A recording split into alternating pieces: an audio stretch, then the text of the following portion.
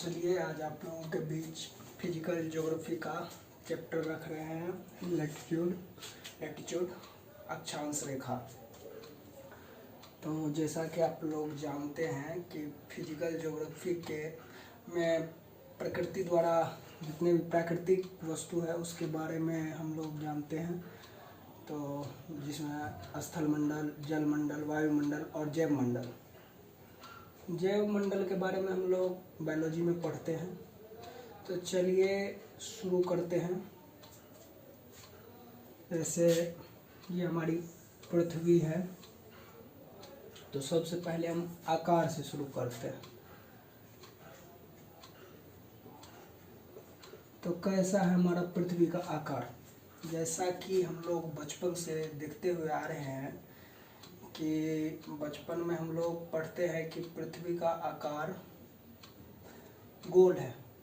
उसके बाद जब 5वीं 6ठी में आते हैं तो वहाँ पे पढ़ते हैं कि पृथ्वी का आकार नारंगी के आकार का है।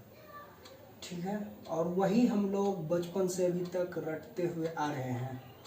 लेकिन पृथ्वी का आकार गोल नहीं है। अच्छा, एक बात बताए, पृथ्वी का आकार गोल कैसे हो सकता है? हम लोग जो देखते हैं, कहीं खेत है, कहीं तालाब है, कहीं पर्वत है, पठार है, तो ऐसा करके पृथ्वी का आकार गोल तो नहीं है। इसीलिए पृथ्वी का आकार एक ऐसे उबड़ खाबड़ आकार का है। इसको हमारे भूगोलवेत्ता और वैज्ञानिक लोग एक निश्चित आकार देने के लिए इसको हम जियोड का आकार दिया गया है। ये है जियोड। तो पृथ्वी का आकार हमारा जियोड का आकार का है। ठीक है, तो ये हमारा इधर हो गया नॉर्थ, ये साउथ, और ये ईस्ट, और ये वेस्ट। तो अक्षांश रेखा हम लोग कैसे विभाजन करेंगे? जैसे आप लोग संतरे को काटते हैं, तो संतरे को कैसे काटते हैं? संतरे को हम लोग इस आकार में काटते हैं, ऐसे काट के निकालते हैं ना। तो ये हो गया लॉन्गिट्यूड में। अब लैटिट्यूड की बात करेंगे, लैटिट्यूड की। तो लैटिट्यूड ऐसे जैसे नींबू काटते हैं उस आकार में हो गया लैटिट्यूड। ठीक है, तो एक मिनट।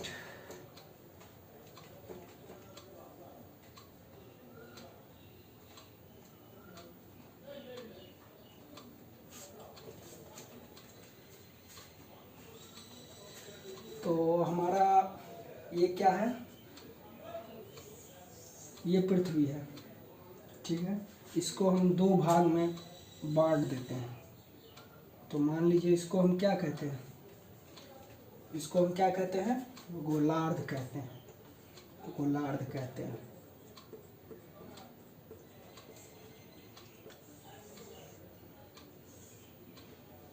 अब इसमें गोलार्ध में उत्तरी गोलार्ध कौन सा हुआ, दक्षिण गोलार्ध कौन सा हुआ? तो इधर नॉर्थ है, तो ये उत्तरी गोलार्ध हुआ, ये दक्षिणी गोलार्ध हुआ।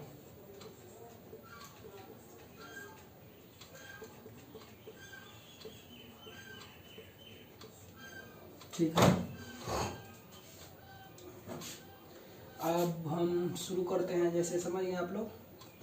अब इसमें हम लोग अक्षांश रेखा, देशांतर रेखा के बारे में जानेंगे। तो आज तो फिलहाल हम अक्षांश रेखा के बारे में ही चलेंगे। ये है हमारी पृथ्वी, ये हो गया नॉर्थ, साउथ, ईस्ट और वेस्ट। ये हमारी अक्षांश रेखा 0 डिग्री पे, इसे हम अक्षांश रेखा कहते हैं।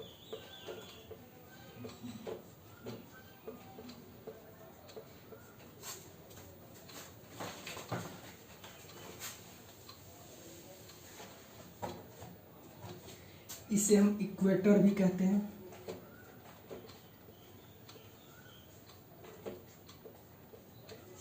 और ये पृथ्वी के मध्य में होने के कारण जैसे पृथ्वी के मध्य में होने के कारण इसे हम भूमध्य रेखा भी कहते हैं।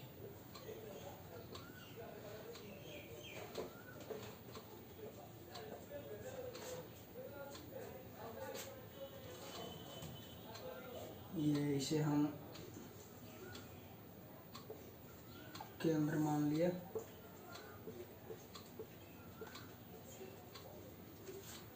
अब हम, ये हुआ भूमध्य रेखा, भूमध्य रेखा है, इसको हम आधार मानते हुए पृथ्वी के केंद्र से, जैसे हम 5 डिग्री का एक कोण बना रहे हैं, जैसे ये हो गया 5 डिग्री का कोण, तो ये इसको हम यहाँ से मिलाएंगे, यहाँ से मिलाएंगे, इसी 5 डिग्री करके हुआ, तो इस रेखा को मिलाते हैं तो इसको हम अक्षांश रेखा कहते हैं। पृथ्वी के केंद्र से इसको भूमध्य रेखा को आधार मानते हुए पृथ्वी के केंद्र से जो भी एक कोण बनता है उसको हम ये कहें अक्षांश रेखा कहते हैं। तो जैसे 5 डिग्री हो गया, यहीं से फिर आगे जाइएगा तो ये 20 डिग्री हो गया। तो इसी तरह हम इसे 90 डिग्री तक ले जा सकते हैं।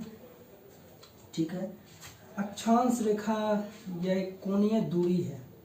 ठीक है,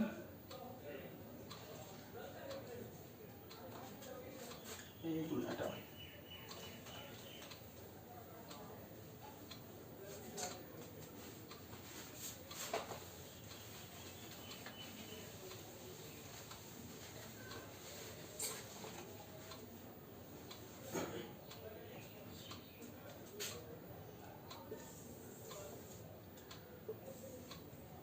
हो गया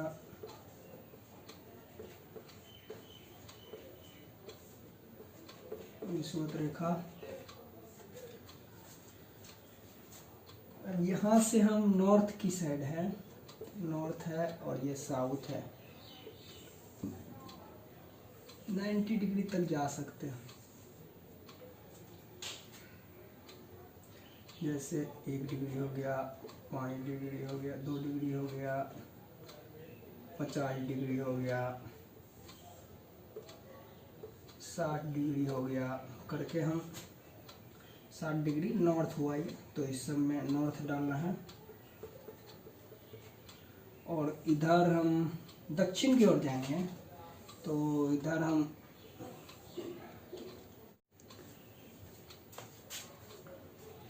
50 डिग्री साउथ और 60 डिग्री साउथ, ऐसे करके हम 90 डिग्री तक जा सकते हैं। तो इसमें हम यहाँ 90 डिग्री ये हो गया। जैसा कि आप लोग जानते हैं कि यहाँ से विषुवत रेखा से ये 90 डिग्री वैसे भी हो जाता है, तो 90 डिग्री हो गया। अब यहाँ से हम क्वेश्चन की शुरुआत करते हैं। तो इसमें सबसे लंबी अक्षांश रेखा, क्वेश्चन पूछेगा जो सबसे लंबी अक्षांश रेखा,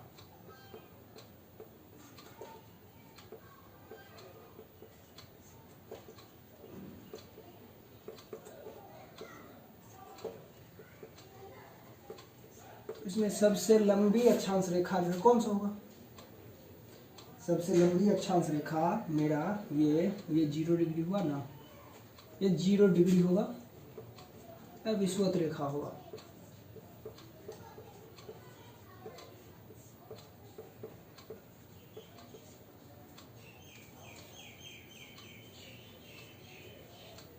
अब इसमें दूसरा क्वेश्चन आता है कि किस अक्षांशीय वृत्त का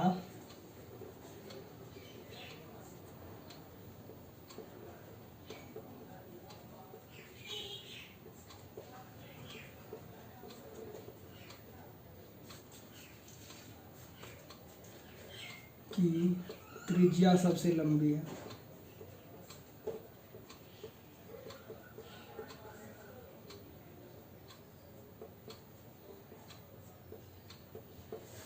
इसमें भी इसकी त्रिज्या सबसे 0 डिग्री की सबसे ज़्यादा लंबी है, तो इसे हम सबसे ज़्यादा लंबी दे देंगे।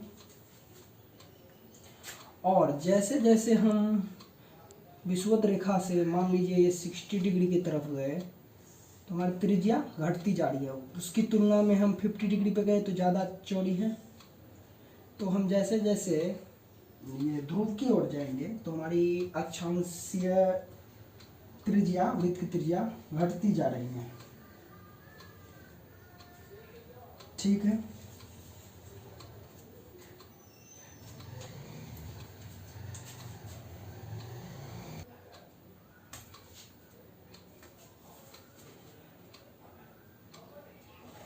अब यहाँ पे क्वेश्चन आता है कि अक्षांश की संख्या, तो टोटल अक्षांश की संख्या कितनी होगी?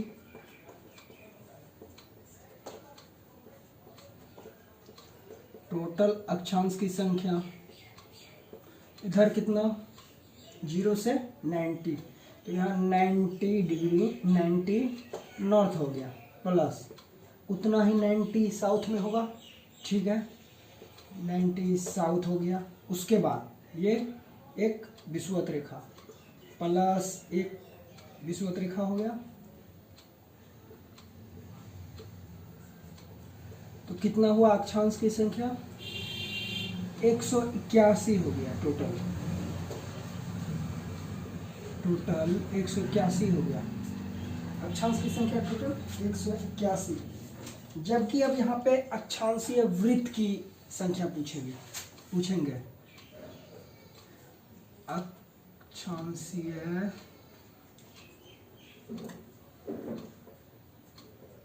अक्षांशीय वृत्त की संख्या।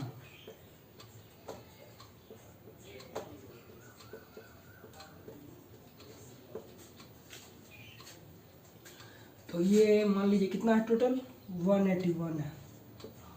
181 में ये जो 90 डिग्री है, ये इसमें हम अक्षांशीय वृत्त की संख्या पूछ रहे हैं, तो इसमें ये 90 डिग्री वाला नहीं आएगा। अगर ये नॉर्थ वाला 90 डिग्री नहीं आएगा तो साउथ वाला भी 90 डिग्री नहीं आएगा, तो इसमें से 2 घटा दीजिए। अक्षांशीय वृत्त की संख्या 179 है। ठीक है,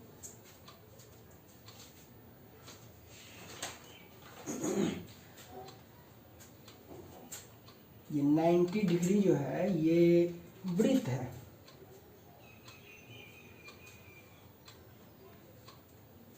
सॉरी, ये अक्षांशीय वृत्त दे दिया हमने, अक्षांशीय रेखा की संख्या है। अक्षांशीय रेखा की संख्या 181 -2 कर दिएगा, क्योंकि ये 90 डिग्री जो है नॉर्थ और साउथ ये वृत्त है, रेखा नहीं है, इसीलिए अक्षांशीय रेखा की संख्या 182 - 2 तो 179 हो गया।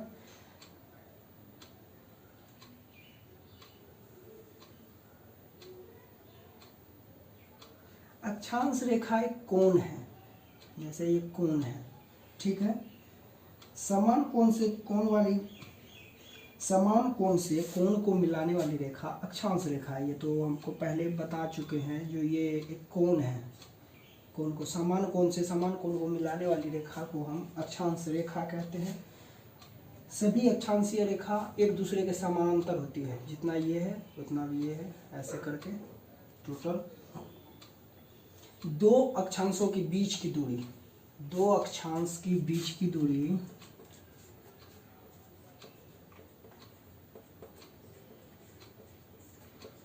के बीच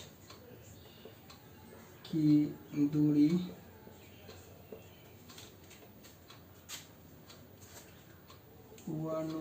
111 किलोमीटर है। 2 अक्षांश के बीच की दूरी 111 किलोमीटर है। ठीक है, 111.13 करके कुछ है, ऐसे 2 अक्षांश के बीच की दूरी।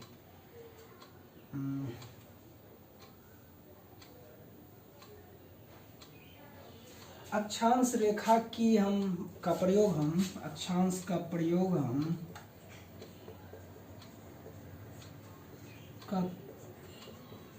हम लोग अक्षांश रेखा का प्रयोग हम लोग पहली बात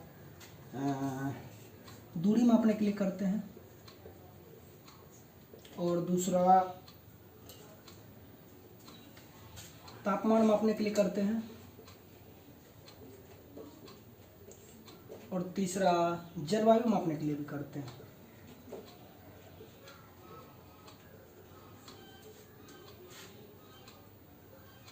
अब ये दो अक्षांश जो है, जैसे ये है और ये है, इसके बीच के भाग को कटिबंध कहते हैं। कटिबंध एक महत्वपूर्ण शब्द है जो कि आपको आगे भी आएगा। उष्ण कटिबंध, शीत कटिबंध, शीतोष्ण कटिबंध, ये आपको आता ही रहेगा। दो अक्षांश के बीच के भाग को कटिबंध करते हैं, ठीक है। अब इसमें क्वेश्चन आएगा, सबसे लंबी अक्षांशीय रेखा कौन सी है? सबसे लंबी अक्षांशीय रेखा, क्वेश्चन आता है लंबी अक्षांशीय रेखा।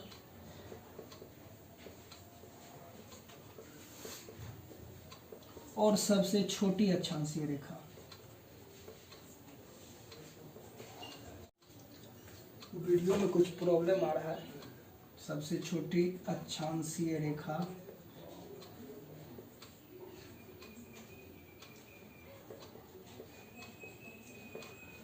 सबसे लंबी अक्षांशीय रेखा जैसे आप लोग जानेंगे 0 डिग्री हो गया विषुवत रेखा, बस देख के ही पता चलना है। और सबसे छोटी अक्षांशीय रेखा ये रेखा नहीं है। सबसे छोटी अक्षांशीय रेखा, ये रेखा नहीं हुआ, ये तो वृत्त है। सबसे छोटी अक्षांशीय रेखा यहाँ पे 89 डिग्री हो गया। 0 डिग्री दे सकते हैं, 90 डिग्री दे सकते हैं। और ऑप्शन पे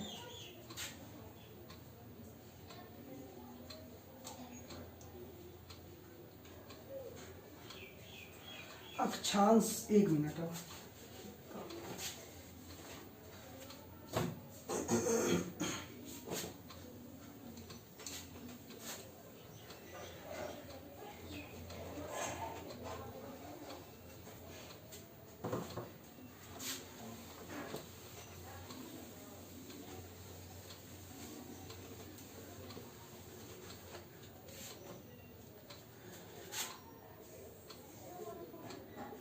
कुछ भूगोलवेत्ता जो है हमारे पृथ्वी को 2 भागों में बांटा है। भूगोलवेत्ता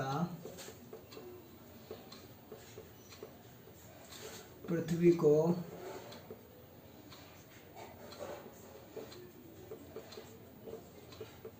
2 भाग में बांटा है।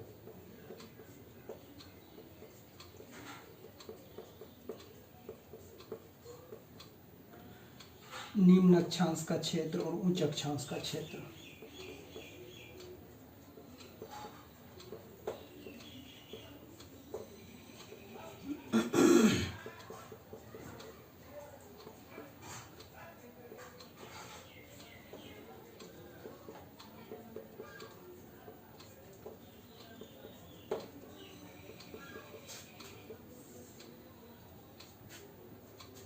अच्छा, अब बताइए इसको हम कैसे बांटेंगे। तो आपको पता है कि 2 भागों में बांटा है, तो ये 90 डिग्री है, ये भी 90 डिग्री, ये नॉर्थ हो गया, ये साउथ हो गया। इसको हम 2 भागों में बांटेंगे तो कितना होगा? 45 डिग्री। और इधर भी ये नॉर्थ हो गया, ये 45 डिग्री साउथ हो गया। तो इसमें अब निम्न अक्षांश का क्षेत्र कौन होगा? ये जो हो गया, ये निम्न अक्षांश का क्षेत्र हो गया।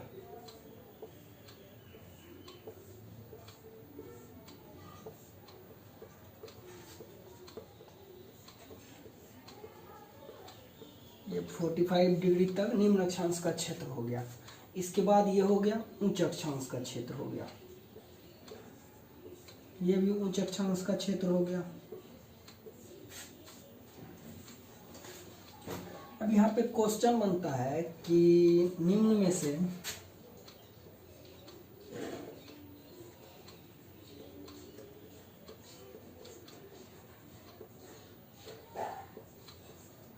किस क्षेत्र का तापमान कम होगा, कम होता है? तो आप लोग बताइए। जैसे हम लोग का सूर्य जो है यहाँ से 23.5 डिग्री से कर्क रेखा है, 23.5 डिग्री पे कर्क रेखा है, यहाँ मकर रेखा है,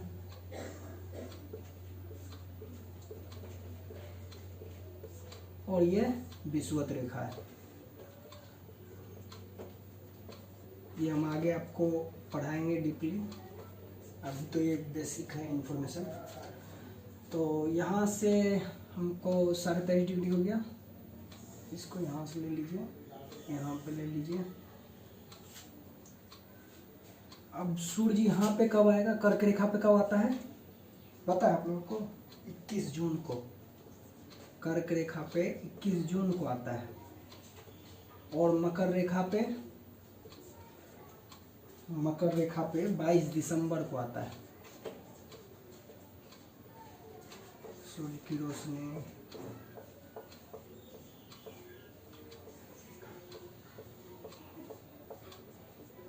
और विषुवत रेखा पे 21 मार्च को आता है।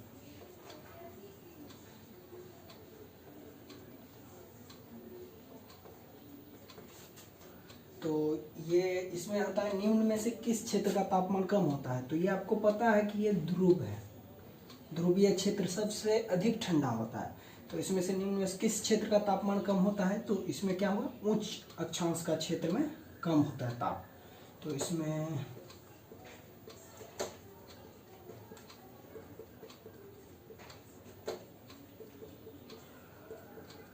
अब इसमें आ सकता है किस क्षेत्र का तापमान सर्वाधिक होता है। तो इसमें देना है निम्न अक्षांश के क्षेत्र का तापमान सर्वाधिक होता है। ठीक है, अब इसी को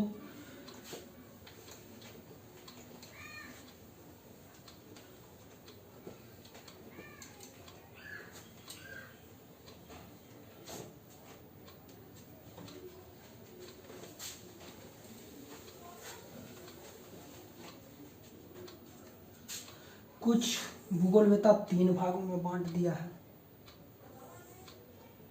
3 भाग में बांटा है। 3 हो गया तो 90 डिग्री है, तो 30 डिग्री करके 3 कर देंगे।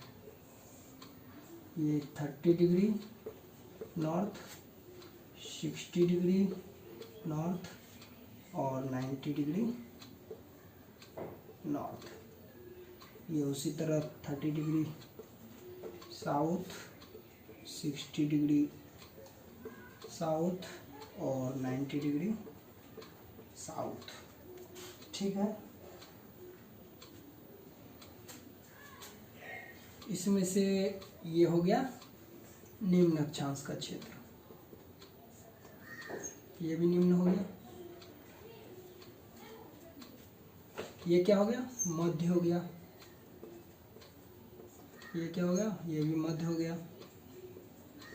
ये क्या हो गया, उच्च हो गया। ये भी उच्च हो गया। अब इसमें से फिर एक भूगोलवेत्ता है जो फिर तीसरा थ्योरी दी।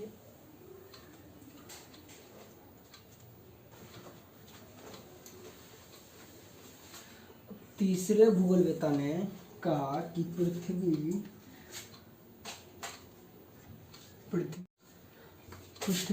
तीसरे भूगोलवेत्ता ने कहा पृथ्वी अपने अक्ष पर 23.5 डिग्री झुकी है।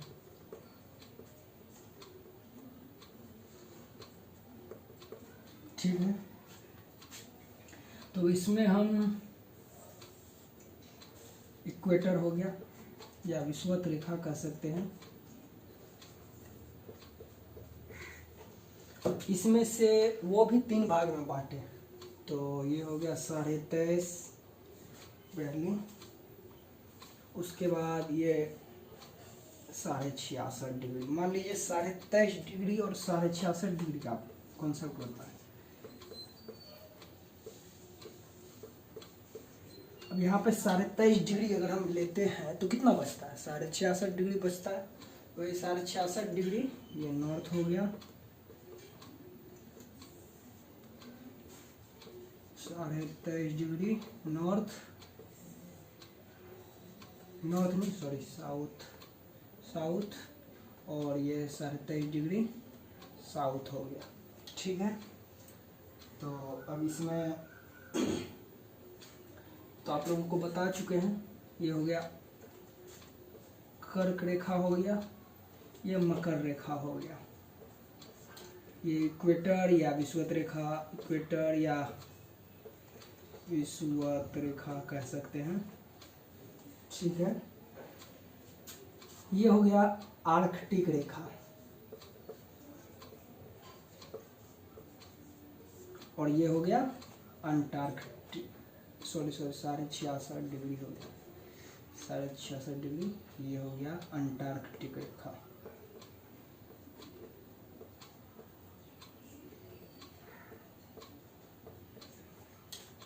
अब इसमें से क्वेश्चन आ रहा है कि अक्षांश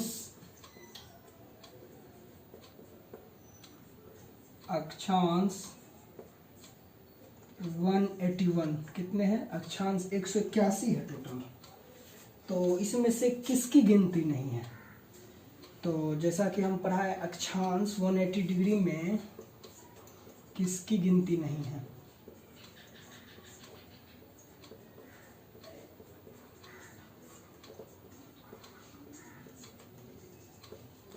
तो हम ये पढ़ाए हैं टोटल 1-2 डिग्री करके, 1 डिग्री 2 डिग्री करके पढ़ाए हैं। इसमें क्या है, तो ये कर्क रेखा कितना है? 23.5 है, और ये मकर रेखा कितना है? 23.5। तो हम ये 23.5 थोड़ी पढ़ाए, हम 1 डिग्री 2 डिग्री करके पढ़ाए। तो इसमें अक्षांश रेखा, ये कर्क रेखा और मकर रेखा की गिनती नहीं है। कर्क रेखा और मकर रेखा की गिनती नहीं है, गिनती नहीं है।